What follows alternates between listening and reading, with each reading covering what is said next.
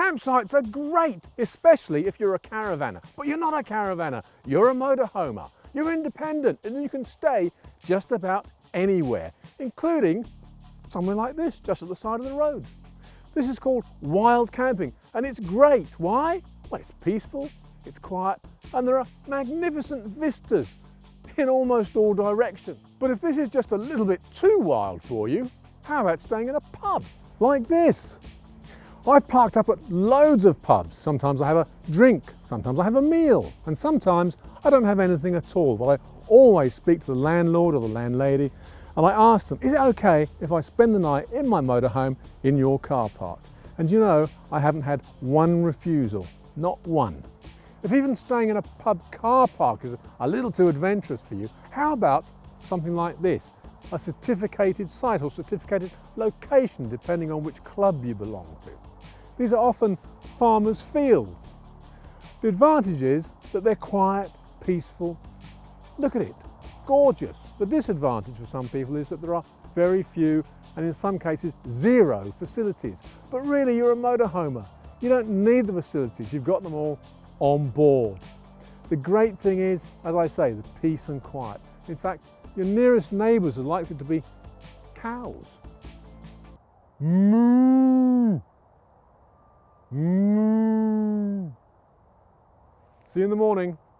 If you find yourself on a motorway and you fancy parking up for the night, well, you can always go into any motorway service area.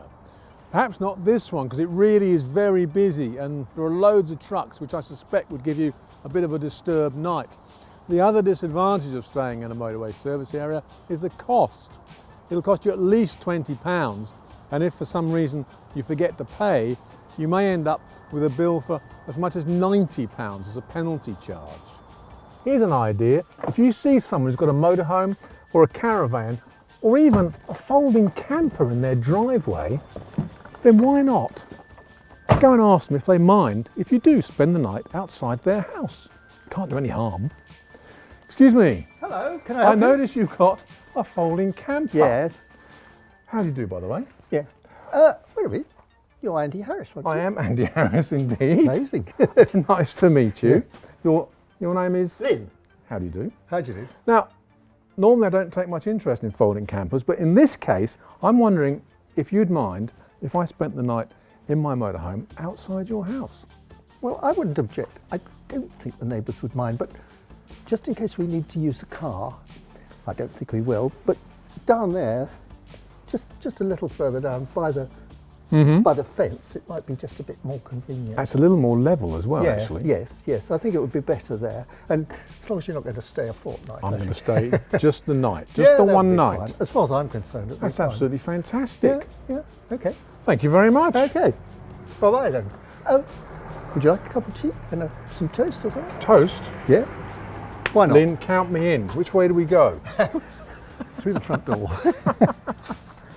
Well, that was a lovely cup of tea and two great slices of toast.